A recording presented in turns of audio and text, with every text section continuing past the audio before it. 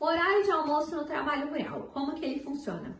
O intervalo para refeição e descanso, de forma nenhuma, é considerado tempo de serviço. Então, enquanto aquele funcionário está parado sem trabalhar para descansar para a refeição, não vai ser tempo à disposição, não vai ser computado como tempo de trabalho. Primeira pergunta, esse horário de refeição e descanso, ele pode vir pré-assinalado na folha de ponto? Pode vir impresso ali sem ninguém ter anotado, já vir escrito de meio-dia a 1 todos os dias?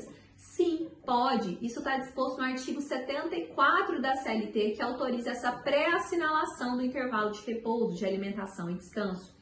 O importante é que seja cumprido, não necessariamente naquele horário. Se estava anotado ali de meio-dia a 1 o intervalo, mas eu fiz o intervalo de almoço de 11 a meio-dia, teve algum prejuízo para mim em alterar esse horário? Não, eu continuei cumprindo com 1 hora de refeição e descanso. Então não tem nenhum problema, desde que realmente eu tenha cumprido aquele intervalo. Um ponto muito interessante relacionado ao intervalo de almoço para o trabalho rural é que é permitido o fracionamento desse intervalo, de acordo com os usos e costumes de cada região. Ou seja, eu posso fazer um intervalo de almoço de meia hora?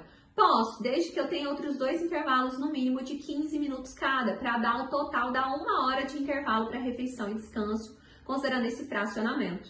Uma outra pergunta que a gente recebe muito: o empregador é obrigado a dar um intervalo de 10 minutos por um café? Não, não existe essa obrigatoriedade de intervalo para café. Não existe obrigatoriedade no fornecimento de café também, que é uma outra pergunta que o trabalhador também faz muito.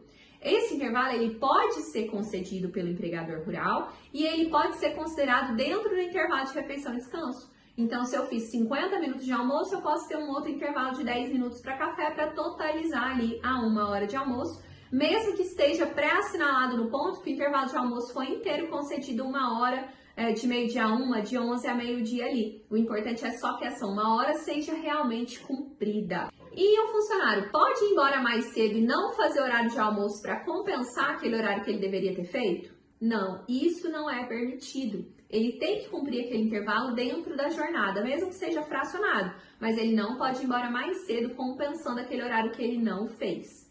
Caso ele não faça o intervalo de almoço que é realmente devido, ele tem direito a receber a diferença desse intervalo de almoço como sendo extra, mesmo que ele tenha ido embora mais cedo. E o que acontece se eu fizer um intervalo de almoço muito curto, por exemplo, só 30 minutos, só 20 minutos? Qual que é a implicação disso? A implicação é que esse restante que não foi feito tem que ser pago como extra. Se o empregador já estiver pagando essa diferença como extra, mesmo que você tenha ido embora mais cedo ali, não vai ser nada mais devido, já vai estar correto ali. E é possível fazer só 30 minutos de intervalo, sem o restante do intervalo e sem pagar hora extra? Sim, é possível quando a gente tem isso autorizado em acordo coletivo ou convenção coletiva. Especificamente nesses casos, a gente pode ter esse intervalo menor, mesmo que eu não tenha intervalo para café depois.